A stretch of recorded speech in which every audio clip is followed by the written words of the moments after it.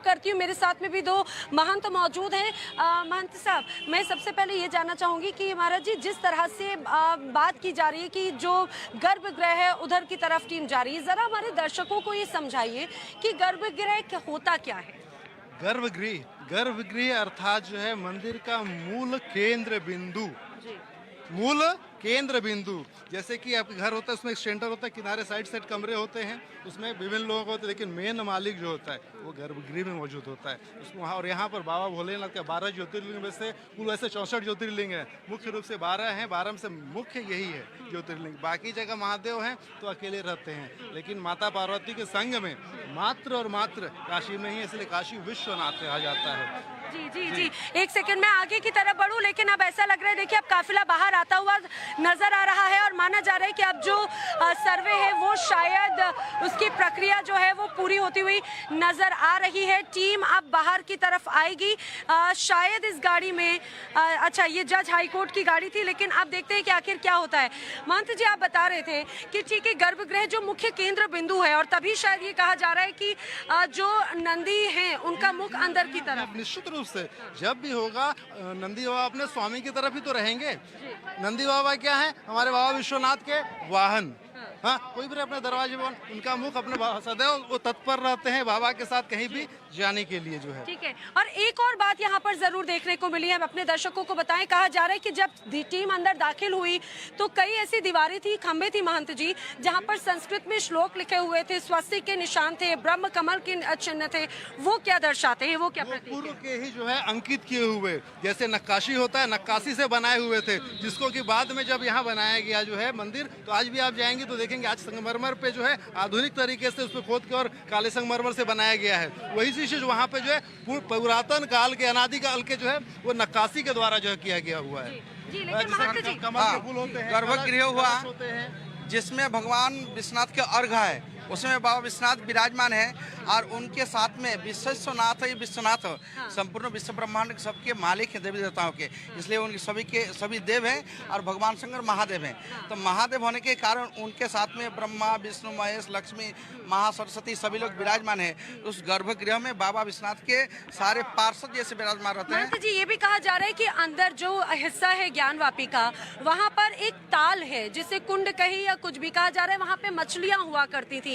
क्या ये कहा जा रहा है, दावा किया जा रहा है, आखिर क्या तस्वीर है? देखिए, जब वो महादेव उसमें काफी रुद्र अर्थात क्रोधित भाव में थे और आके जब यहाँ विराजमान हुए, तब उनको जो है जल की, तब गंगा मैया यहाँ पे नहीं थी। हाँ, भगीरथ जी तब गंगा मैया को धरती पे अवतरित करके नहीं लाए थे, तब की घटना बता रहा हूँ। तब वो अपने त्रिशूल से खोद के उस कूप का वहाँ निर्माण किए, वहीं पर जो है तब ये है पुरातन समय का वो कूप, जिससे उनका जो स्नान कराया गया कि उनका जो मस्तिष्क शीतल हो, उनको शीतलता प्राप्त हो और ज्ञान। उसके बाद देखिए, भक्ति, वैराग्य और ज्ञान तीन होते हैं। और जो है भक्ति कहाँ पर है, भक्ति है आपका जो है ब्रज में, वृंदावन, वैराग्य अयोध्या और काशी ज्ञान की नगरी है। महादेव ज्ञान, संपूर्ण ब्रह्मांड उन्हीं में निहित है और उन्हीं में ही समाहित है। वही गर्भ। तो आपने तो अयोध्या का भी नाम ले लिया, मथुरा का भी नाम ले लिया, काशी का भी जी नाम ले हाँ, हम उसी से जुड़े, हम मूल है, मूल सनातनी है, तो हम तो अपना नाम लेंगे ही लेंगे। हमारे ब्रह्मा, विष्णु, महेश तीन कहते हैं, तो ये काशी,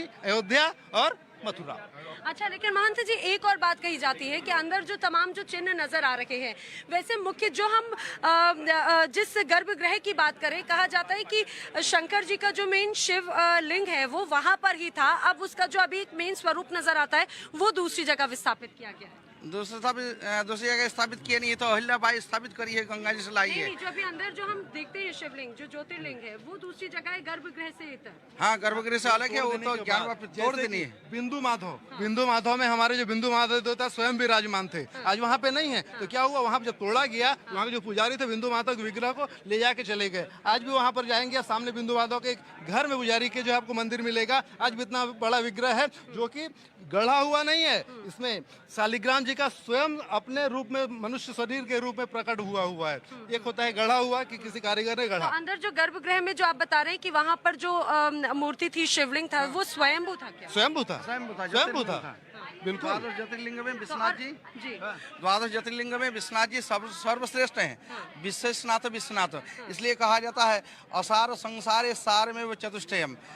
चार वस्तु क्या है? काश्याम वास, काशी निवास करना। बाबा विश्वनाथ जब आए तो सारे देवी देवता उनके साथ में आए, इसलिए काश्याम वास। गंगा में बहुत दूसरे है, गंगा में स्नान करना। तो बाबा विश्वनाथ जी के मस्तक में गंगा जी हैं, और फिर गंगा स्नान करा। तीसरा सार है सताम संग है, संत सत्संग भगवान संग। यानी कि 12 ज्योतिर्लिंगों में से एक जो बाबा विश्वनाथ का ये धाम है, उसका अपना एक अलग महत्व है। महंत जी से तो हम समझ रहे हैं कि धार्मिक महत्व क्या है, ज्ञान मोक्ष, और जिस तरह से कहा जा रहा है वैराग्य की धरती जो है उसको तो हम समझते हैं, आध्यात्मिक महत्व तो है, लेकिन आखिर काशी वासियों का, वाराणसी के लोगों का क्या कहना है इस पूरे मसले पर, वो आपको सुनाते हैं। उनसे खास बातचीत की मेरे साथी आशुतोष सिंह ने। एक रिपोर्ट देखिए। ज्ञानवापी मस्जिद का सर्वे चल रहा है और इन सब के बीच में तमाम तरह के दावे किए जा रहे हैं। हिंदू पक्ष का अपना दावा है तो मुस्लिम पक्ष अलग तरह के दावे कर रहा है।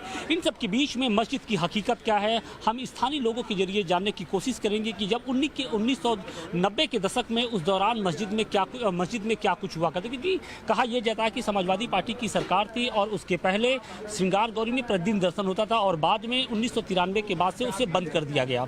सवाल इस बात का है कि क्या जब उस दौरान 1990 के दशक में समाजवादी पार्टी की सरकार ने मस्जिद परिसर का कुछ जुगाड़ कराया था, वहाँ पर कुछ मरम्मत हुई थी, तो कुछ ऐसे मूर्तियाँ मिली थी जिसे लेकर ये दावा किया जा सके कि वो मूर्तियाँ हिंदू समाज से जुड़ी हुई हैं?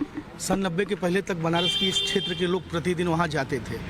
अब आप लोग को विश्वास नहीं होगा, यहाँ के बच्चे पीछे वाले मैदान में कबड्डी और गेंदतड़ी, ये गेंद खेल होता है, उसको खेला करते थे। तो वहाँ की हकीकत हमारे पुराने लोग अच्छी तरह जानते हैं, थोड़ा थोड़ा हमको भी याद है। अभी 3 साल पहले मैं भी परिसर में गया था, कुछ कोर्ट के ही काम से गया था, नपैया कर रहा था। तो जो आप लोग एक चीज़ चला रहे हैं बेसमेंट, वहाँ पे बेसमेंट नहीं है, वो ग्राउंड फ्लोर है। अगर किसी आर्किटेक्ट या इंजीनियर से बात करेंगे तो बेसमेंट ज़मीन के नीचे होता है, वहाँ ज़मीन के नीचे कुछ नहीं है। जो चीज़ें तखाने की बात हो रही है वो ग्राउंड फ्लोर है, उसके ऊपर मस्जिद है। तो आप अगर उस दीवार के बाहर खड़े होते तो अंदर की सारी चीज़ें दिखती है। पीछे की कुछ दीवारें टूटी हुई थी जहाँ किसी को भी जाना अलाउ नहीं था। अब वो पीछे वाला रास्ता गेट नंबर 4 हो गया है, तो उसके बाद सरकार ने चारों तरफ से टीने से भी उसको घेर दिया है। इसके पहले केवल जिंगला था, और जो हकीकत है वो हम लोग भी देखे हैं।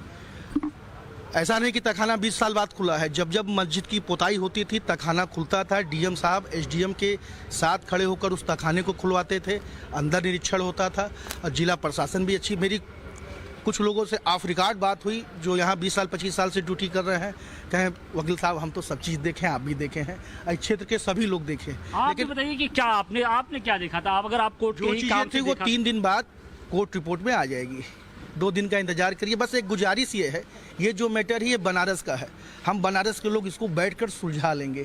इसमें हमारे ओबीसी चचा टांग न अड़ाएं, न चिदम्बरम साहब लड़ाएं। ये बनारस की जो पंचायत है, हम लोग कचौड़ी और जलेबी खाते हुए उसको फरिया लेंगे। लेकिन ये लोग चाहते हैं कि बनारस की शांति खत्म हो, इसको दूसरी अयोध्या बना दी जाए। ये लोग का नियत पॉलिटिक्स करने का है। और हमारे यहाँ की गंगा जमुना तहजीब है।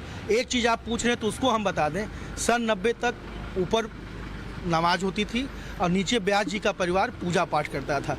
इससे बड़ी गंगा जमुना तहजीब आपको कहीं देखने को नहीं मिलेगी।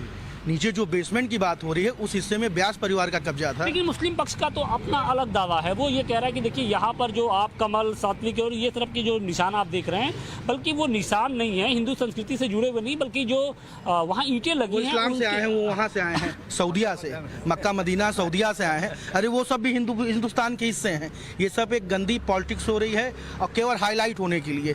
हमको तो कमेटी के मेंबरों पे हंसी आ रही है। आप चुपचाप कॉरिडोर का उसका मुआयना करने दी होती इतना बवाले नहीं मचता। उनके एक बयान ने पूरे देश में तहलका मचा दिया कि इस मस्जिद में मैं किसी मुसलमान हिंदू को घुसने नहीं दूंगा। इस बयान ने मीडिया को भी आकर्षित किया, राजनीतिक पार्टियों को भी आकर्षित किया, और उसके बाद उसी मस्जिद में सब लोग जा रहे हैं और गर्दन कट जाएगी लेकिन अंदर नहीं घुसने देंगे। पॉलिटिक्स हो रही सर। अरे घुसने संविधान से बड़ा कोई है?